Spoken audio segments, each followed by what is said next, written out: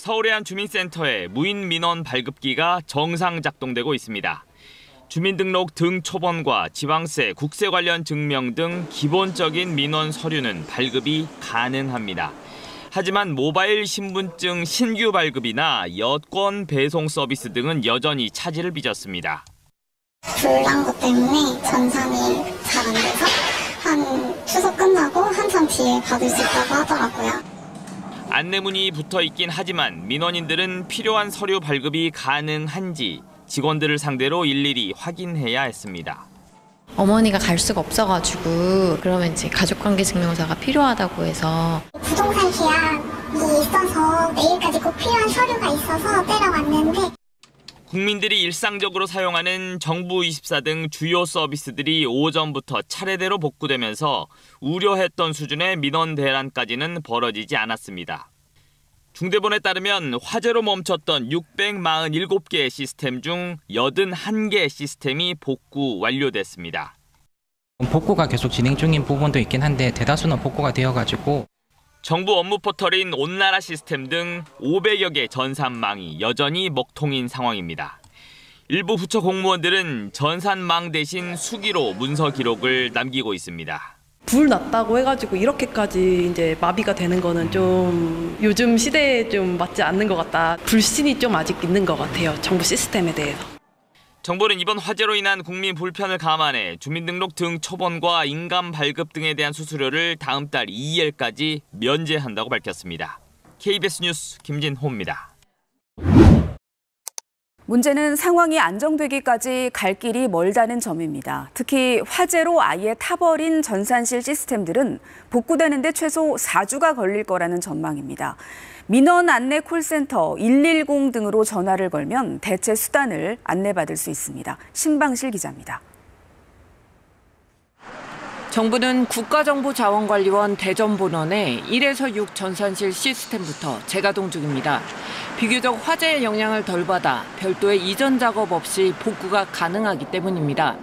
하지만 5층 전산실의 경우 화재에 따른 분진이 들어차 있는 상태입니다. 서버가 정전기와 물에 취약하기 때문에 전문 업체가 청소하는 데만 1, 2주가량 걸릴 걸로 보입니다. 전소된 7-1 전산실의 경우 상황이 더 심각합니다. 이 전산실에 있던 시스템은 모두 96개. 대전 본원에서 복구가 불가능해 대구센터의 민관 협력형 클라우드로 이전 설치하기로 했습니다. 최소 4주가 걸릴 전망입니다.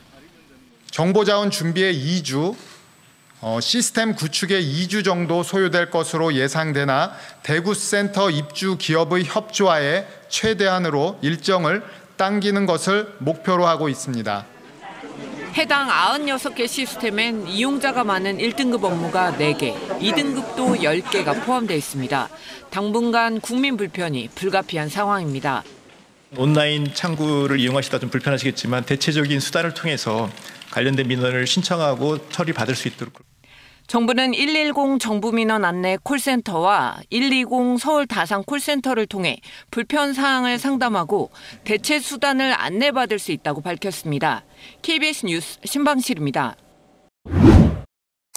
이번 정부 시스템 마비 사태는 3년 전 카카오 먹통 사태와 비슷한 점이 많다는 지적이 나옵니다. 3시간 이내 복구가 가능하다. 당시 정부 시스템은 다르다면서 국가정보자원관리원이 공언했던 말입니다. 김세연 기자입니다. 대전센터가 소실될 경우 3시간 이내에 복구할 수 있도록 구축돼 있다. 3년 전 카카오 데이터센터 화재 당시 국가정보자원관리원이 우리는 다르다며 이렇게 밝혔습니다. 실시간 백업된 자료로 시스템을 복구하는 이른바 이중화가 돼 있다는 취지였습니다. 실상은 달랐습니다. 3시간 안에 복구하려면 먼저 백업한 데이터가 있어야 하고 다음으로 그 데이터를 쓸 수 있는 이 시스템이 다른 곳에 갖춰져야 합니다.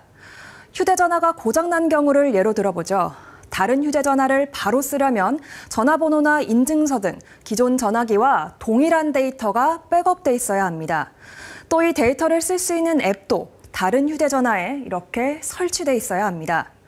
이번 사고에서 데이터는 국정자원 공주센터에 백업이 돼 있었지만 실제 이 데이터를 써야 하는 대구나 광주센터엔 앱에 해당하는 이 시스템이 설치돼 있지 않았습니다.